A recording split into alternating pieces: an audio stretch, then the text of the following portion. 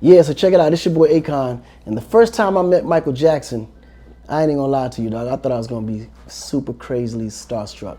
You know, like how they see on TV, the moment you lay eyes on this nigga, you just faint or start crying, like sporadically, right? And I was like, cause I've never been starstruck before. Like I meet artists, everything be good. I meet entertainers, athletes, everything is always cordial. But Mike was the only person that I said, the day I meet this nigga, I'm probably gonna trip out. So finally I get the opportunity to meet Michael Jackson.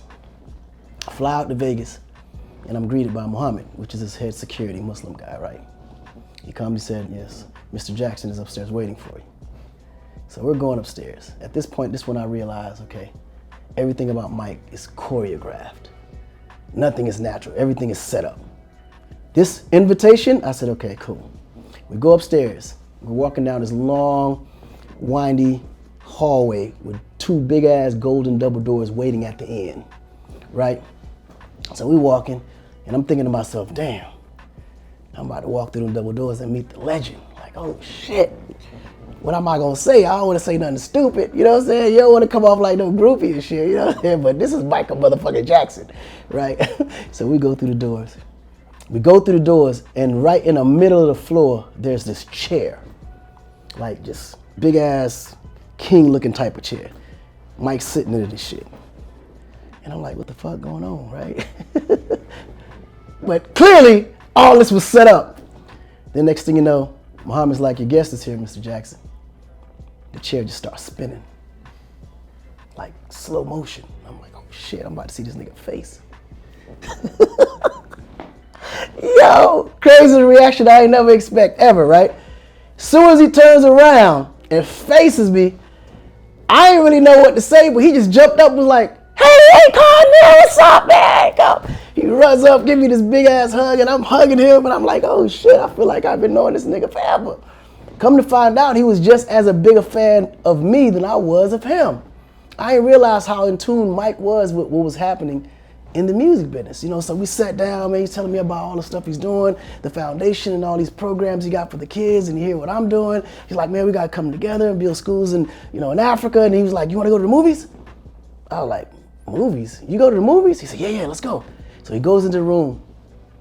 20 minutes later, he comes back out. And I'm like, okay, shit, where's Mike?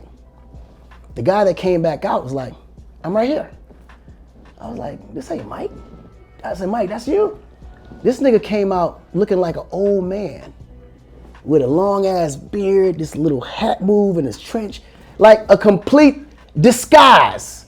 I was like, oh shit. He said, you ready? I said, yeah, I'm ready. So at this point now, I'm tripped out because I'm like, I just saw Mike just change and turn into a whole nother person. Like he was a king of disguises. Like this nigga could have been standing next to you the whole time. You would not even know it was Mike. So this is the first time that the whole IMAX 3D experience came out. So Mike took me to go see it. So we're on this elevator and then we're going.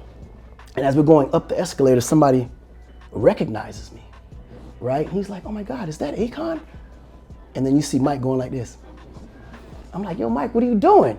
So now all these kids come running, rushing. Akon, can we get a picture? Can we get an autograph? Picture and autograph? And Mike just looking at me, cracking up like, laughing like a motherfucker. I'm like, this nigga set me up.